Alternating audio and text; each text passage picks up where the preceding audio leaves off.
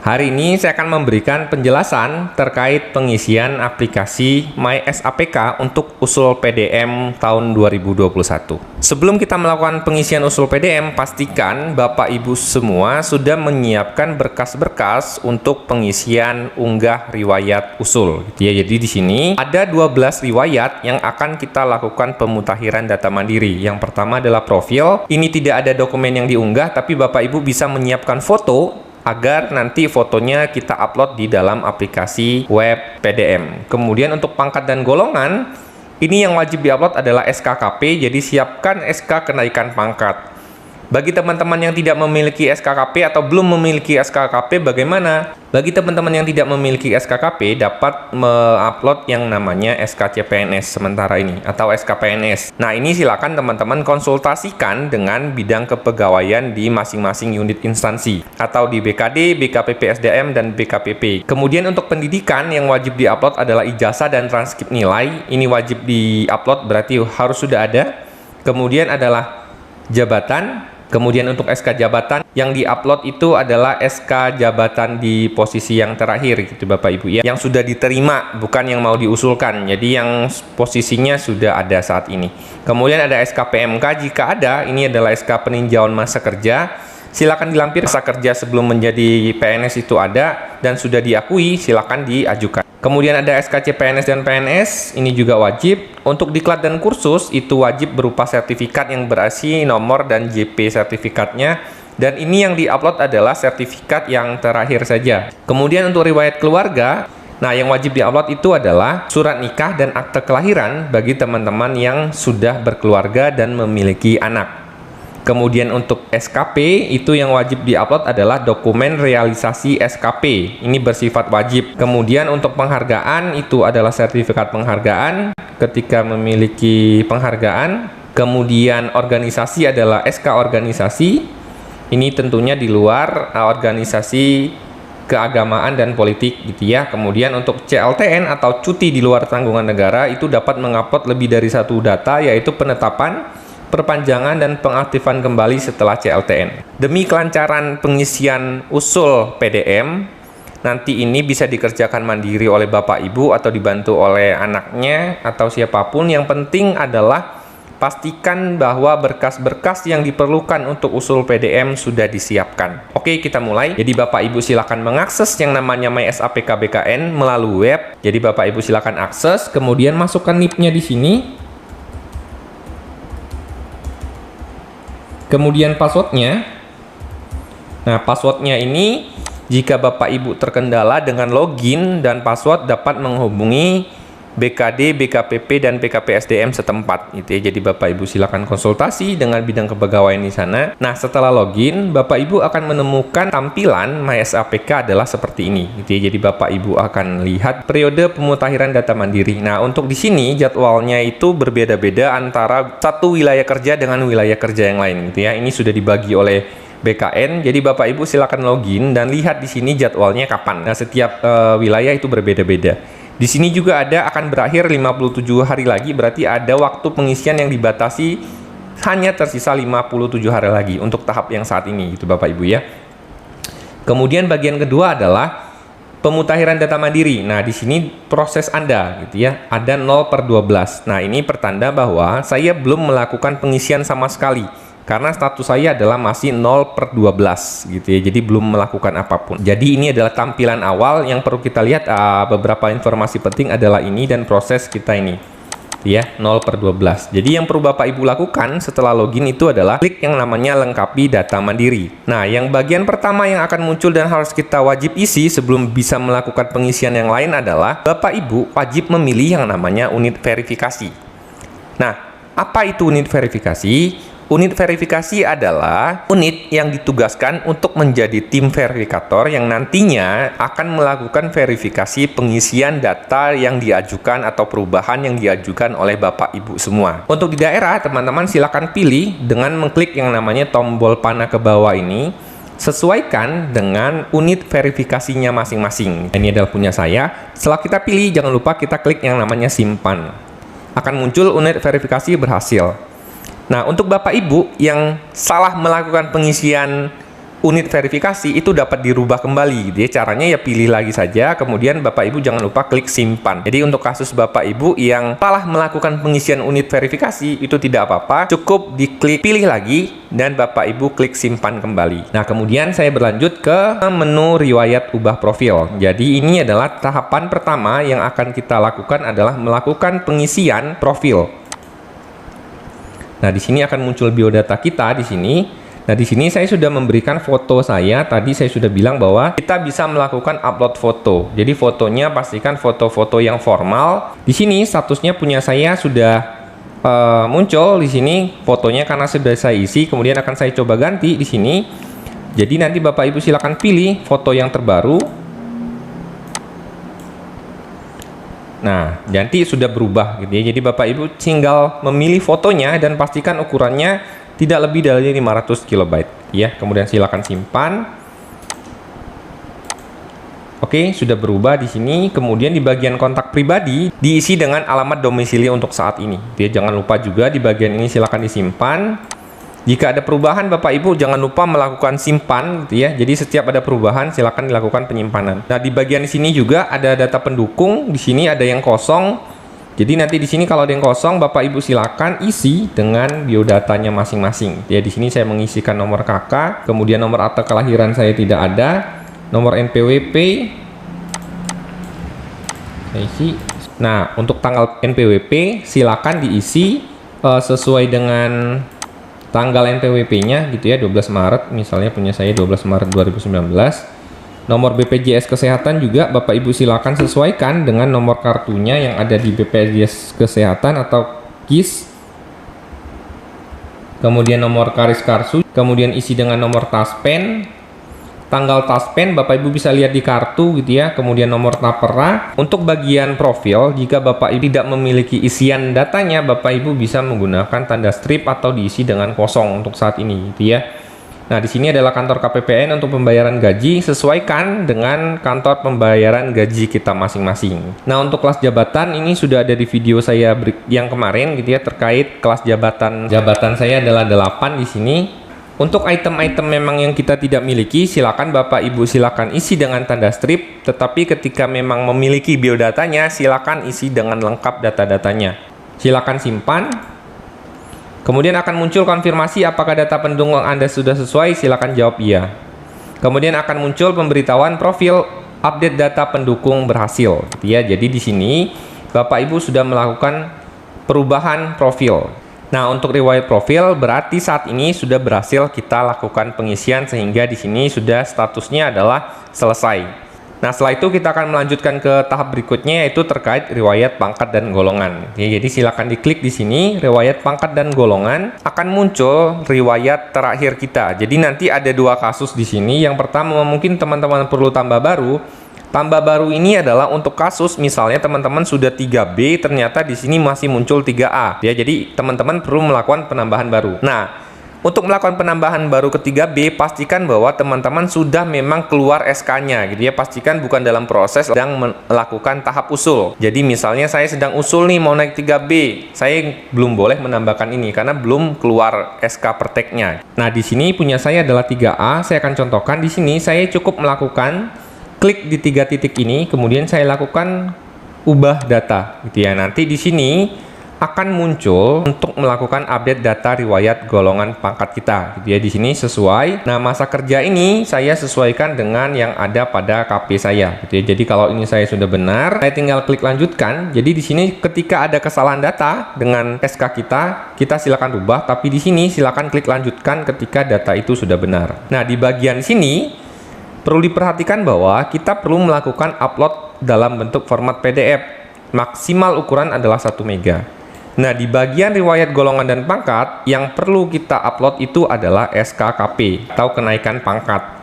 Nah, bagaimana ketika kita belum melakukan kenaikan pangkat atau memang CPNS baru, ini wajib tetap diisi, tetapi mungkin teman-teman dapat upload menggunakan yang namanya SK CPNS. Silakan diskusikan dengan bidang kepegawaian unit kerja masing-masing. Nah, di sini ada file pertek KP, ini bersifat opsional. Semua yang bersifat opsional berarti teman-teman tidak wajib melakukan upload. Di sini Untuk riwayat golongan dan pangkat yang diupload itu adalah SK kenaikan pangkat bagi yang memiliki dan sudah sesuai dengan jenjang pangkatnya masing-masing. Kemudian teman-teman silakan klik lanjutkan. Nah, di sini sebelum kita finalisasi akan muncul biodata ringkasan yang sudah kita perbaiki tadi. Jadi pastikan bahwa sebelum teman-teman melakukan pernyataan bahwa data yang diinput benar, ini datanya sudah benar.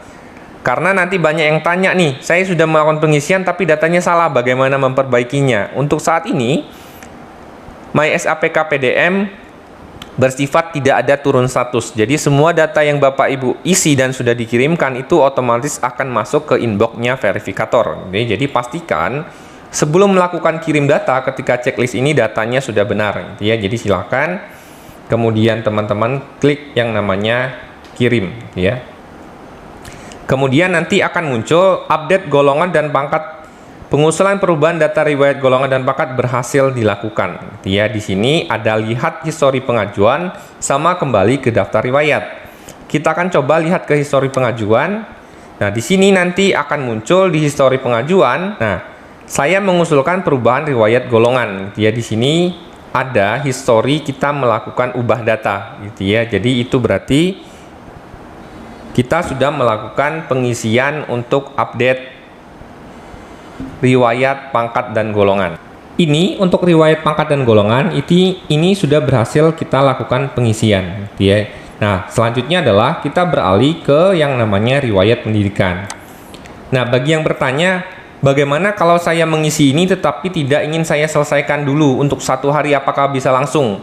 Apakah boleh? Jadi untuk pengisian usul PDM itu tidak wajib Bapak Ibu langsung selesaikan hari itu juga. Misalnya Bapak Ibu mengisi hari ini, yang selesai itu sampai usul riwayat apa, nanti besok bisa diteruskan sampai semua terisi dengan selesai sebelum waktu untuk usul PDM berakhir. Jadi Bapak Ibu tidak wajib mengerjakan ini langsung semua selesai. Untuk pengajuan usul riwayatnya itu sebanyak 12 riwayat harus selesai dalam waktu yang bersamaan. Nah, untuk riwayat pendidikan ini juga sama Bapak Ibu.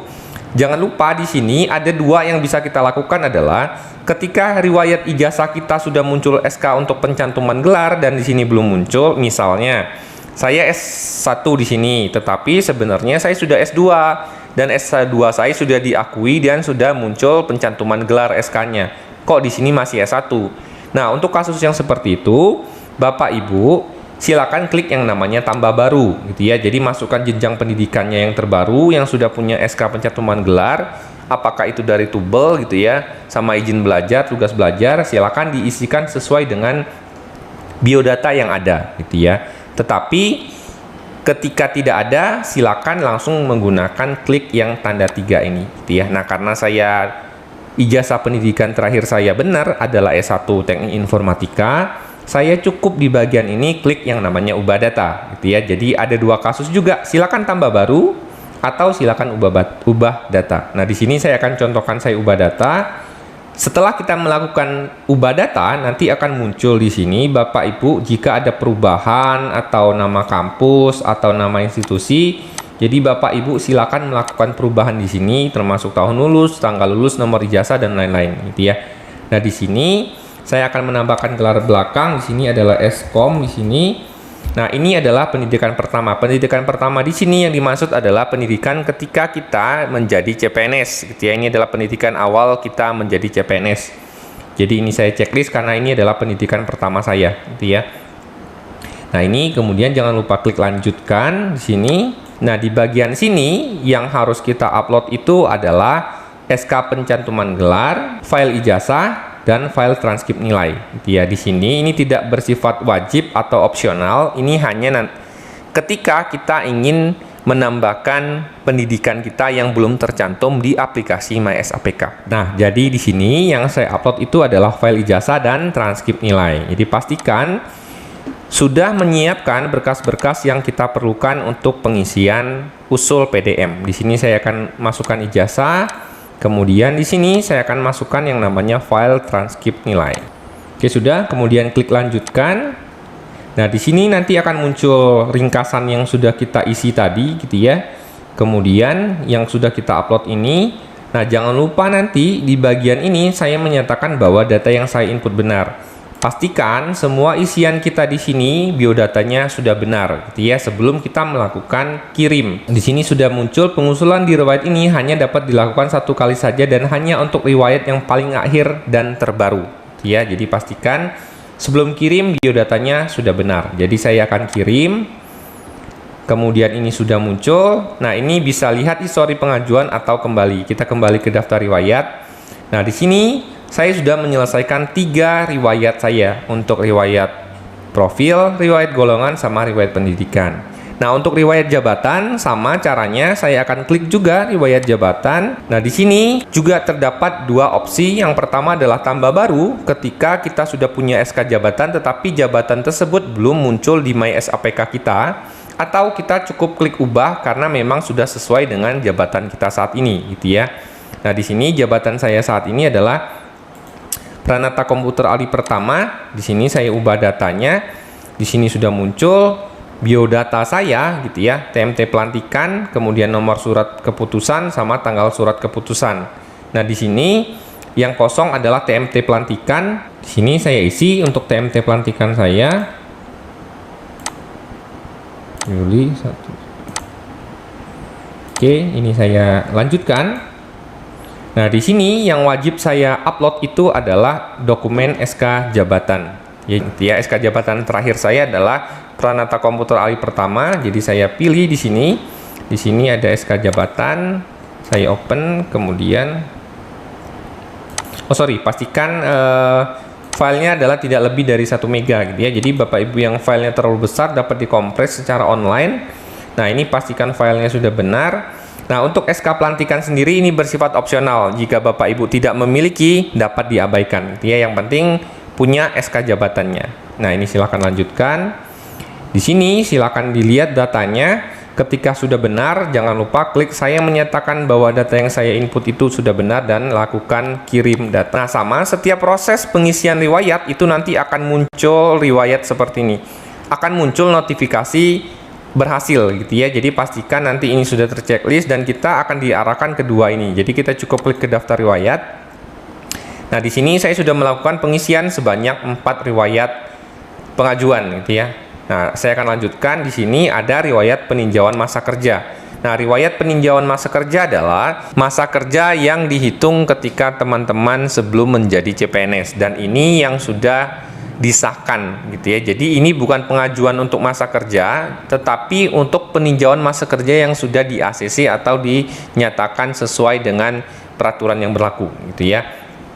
Jadi karena saya tidak mengajukan riwayat peninjauan masa kerja, saya tidak punya, saya silakan pilih data riwayat PMK sudah sesuai. Tapi kalau teman-teman punya masa kerja sebelum CPNS dan itu sudah diakui oleh BKN dan sudah disahkan, teman-teman bisa klik tambah baru, gitu ya. Nah, kasusnya di sini saya tidak punya, jadi saya pilih adalah data riwayat PMK sudah sesuai. Jangan lupa jawab iya. Untuk riwayat berikutnya adalah riwayat CPNS atau PNS, gitu ya. Di sini silakan diklik. Nanti akan muncul biodata kita di sini, nama, tempat kerja, dan NIP. Kemudian teman-teman silakan klik di sini dan klik ubah, gitu ya. Nah, di sini ada status kepegawaian PNS, kemudian nomor surat keputusan CPNS-nya sekian, tanggal surat keputusan CPNS-nya sekalian, kemudian di sini ada TMT CPNS. Nah, di sini ada nama jabatan yang mengangkat CPNS. Nah, di bagian nama jabatan yang mengangkat CPNS saya adalah Kepala Biro Kepegawaian. Nah, ini juga teman-teman sesuaikan dengan SK CPNS-nya masing-masing. Untuk nomor surat keputusan PNS, teman-teman silakan isi sesuaikan dengan surat yang ada pada SK-nya masing-masing. Ya, di sini saya contohkan P.33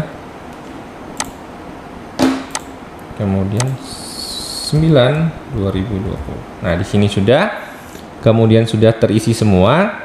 Nah, ini ada tanggal surat pernyataan melaksanakan tugas atau SK SPMT. Surat pernyataan melaksanakan tugas atau SPMT, teman-teman bisa lihat di surat SPMT masing-masing. Di sini SPMT saya adalah 1 Maret 2019. Gitu. Jadi di sini nanti saya isi SPMT-nya saya adalah 1 Maret 2019. Di sini 19, 1 Maret 2019.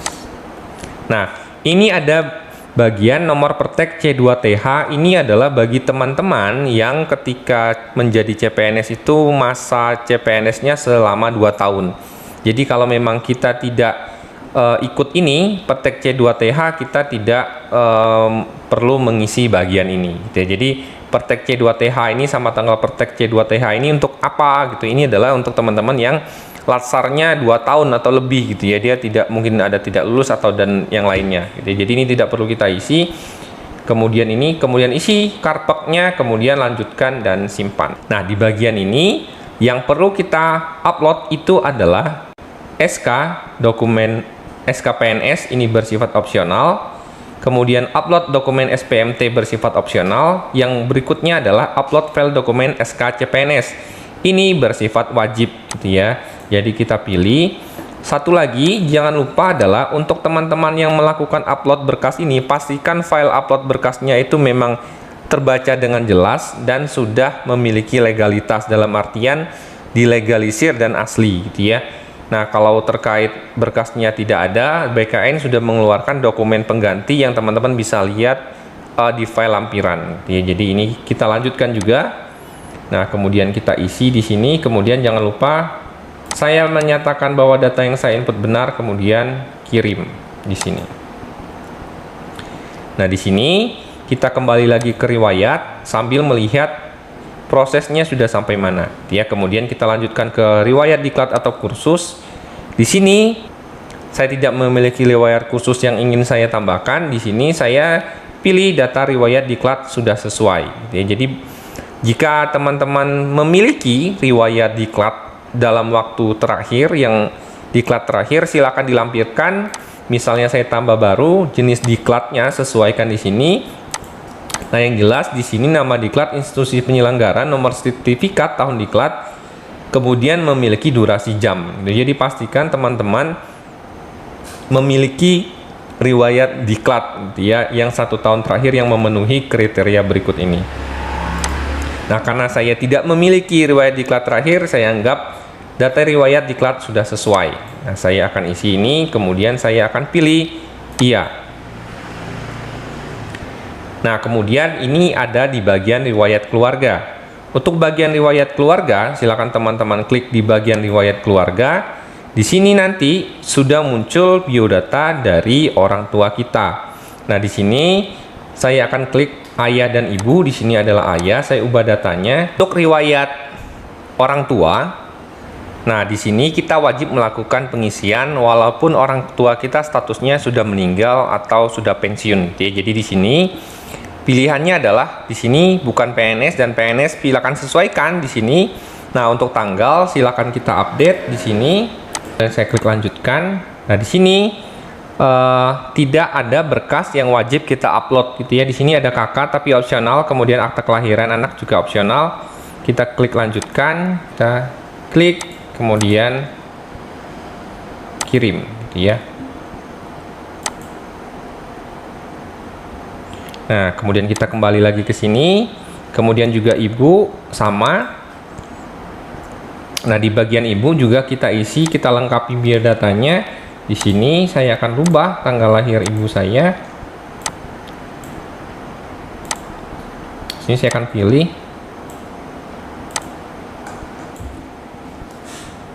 alamat, semua diisi, kemudian status hidupnya hidup, lanjutkan. Di sini tidak ada yang kita rubah gitu ya. Kita tidak perlu upload apapun, kemudian ini sudah benar, kemudian kirim gitu ya. Nah, di sini untuk riwayat keluarga kita dapat melakukan perubahan beberapa kali. Kenapa? Karena di sini ada biodata orang tua, pasangan dan anak. Nah, ketiga-tiganya wajib kita lakukan pengisian. Walaupun tidak ada, berarti kita wajib klik ini gitu ya. Jadi di sini untuk orang tua, saya pilih dulu data riwayat orang tua saya sudah sesuai. Kemudian saya simpan. Kemudian klik di pasangan. Di sini di pasangan, jika kita sudah memiliki pasangan, silakan diisikan biodatanya. Nah, di sini karena saya belum, saya akan memilih di data riwayat keluarga pasangan saya sudah sesuai karena saya belum memiliki pasangan. Nah, bisa dilihat di sini masih berwarna merah. Banyak yang bertanya, kok masih berwarna merah gitu ya? Karena kita belum mengklik yang namanya biodata anak gitu ya. Nah, di sini karena saya juga belum memiliki anak, berarti saya pilih data riwayat keluarga anak sudah sesuai. Jadi ketiga-tiganya saya harus klik ininya juga, gitu ya. Bedanya kalau teman-teman punya pasangan dan anak, silakan klik dulu tambah baru, gitu ya. Tapi saya tidak ada, saya pilih ini, kemudian iya. Nah, di sini baru riwayat keluarga nanti akan menjadi berwarna hijau. Kemudian langkah selanjutnya adalah terkait riwayat SKP. Nah, riwayat SKP yang diisikan itu adalah riwayat SKP 2 tahun terakhir, gitu ya. Jadi kalau di sini teman-teman ada untuk riwayat SKP-nya, jadi silakan diisi. Di sini silakan klik ubah data. Nah, di sini sudah muncul nilainya, punya saya sudah otomatis sudah terisi. Kemudian saya tinggal klik lanjutkan. Nah, di sini saya wajib melakukan upload dokumen adalah realisasi SKP, gitu ya. Saya akan isi SKP. Saya pilih SKP saya, pastikan SKP-nya adalah SKP yang sudah ditandatangani, gitu ya Bapak Ibu, sudah ada atasan penilainya dan memang sudah disahkan. Kemudian klik lanjutkan. Nah, di bagian ini silakan saya menyatakan ini sudah benar, kemudian kirim. Ini sudah. Nah, untuk riwayat SKP sendiri ini terdapat 2, gitu ya. Jadi kita bisa mengisi riwayatnya itu adalah 2 tahun SKP terakhir. Jadi kalau nanti muncul riwayat SKP-nya, silakan lakukan yang namanya pengisian riwayat SKP, ya. Nah, di sini statusnya masih 0 punya saya, nanti saya akan isi. Silakan disesuaikan dengan yang kita miliki untuk SKP-nya. Nah, di sini silakan diisi biodatanya, kemudian kita lanjutkan. Nah, di sini silakan upload SKP. Jadi, jangan lupa kita pilihnya adalah SKP 2019. Kemudian kita klik lanjutkan, ya. Ini kemudian kita simpan dan kirim, ya. Ini sudah selesai. Nah, di sini riwayat SKP-nya itu sudah saya lakukan perubahan, tetapi kok belum hijau karena tadi saya melakukan perubahan ini dan saya harus klik data riwayat SKP sudah sesuai. Jadi pastikan ini diklik, iya. Nah, ini sekarang sudah berwarna hijau. Nah, tadi untuk riwayat kita di sini saya udah ngelihat bahwa saya melakukan riwayat perubahan untuk usul SKP. Nah, ini adalah hasil yang saya lakukan perubahan tadi. Nah, ini nanti kita akan tunggu ini dilakukan approval oleh verifikator, ya. Jadi kita kembali lagi. Nah, untuk riwayat penghargaan, teman-teman juga bisa menggunakan 2 cara, yaitu tambah baru ketika ada penghargaan. Misalnya memiliki Satya Lencana atau yang lain-lain, silakan teman-teman tambahkan. Tetapi karena saya belum memiliki riwayat penghargaan, saya pilih saja data riwayat penghargaan sudah sesuai, gitu ya, karena saya tidak punya. Tapi jangan lupa jika memiliki, silakan klik tambah baru, gitu ya. Tetapi karena tidak ada, di sini saya juga tidak ada, jawab iya. Nah, kemudian di bagian riwayat organisasi, ini adalah ketika kita menjadi bagian dari sebuah organisasi, gitu ya, di luar organisasi yang memang tidak diperbolehkan. Jadi silakan ditambahkan di sini. Kemudian yang diupload itu adalah SK organisasinya, gitu. Ini adalah organisasi yang aktif kita ikuti. Ini saya juga tidak ada, saya tidak terhubung dengan organisasi manapun. Jadi saya pilih data riwayat organisasi sudah sesuai. Ini juga sudah saya jawab iya. Kemudian yang terakhir adalah riwayat CLTN. Ini adalah riwayat cuti di luar tanggungan negara. Ini ada 3 yang bisa teman-teman lakukan untuk pengajuan. Kemudian ini adalah riwayat bagi teman-teman yang memiliki riwayat cuti di luar tanggungan negara. Di sini saya juga tidak memiliki riwayat CLTN. Jadi saya isi data riwayat CLTN sudah sesuai, gitu ya. Untuk item yang teman-teman tidak memiliki, tetap teman-teman wajib mengisi daftar riwayat sudah benar, gitu ya, sudah sesuai. Jadi ini silakan diklik iya.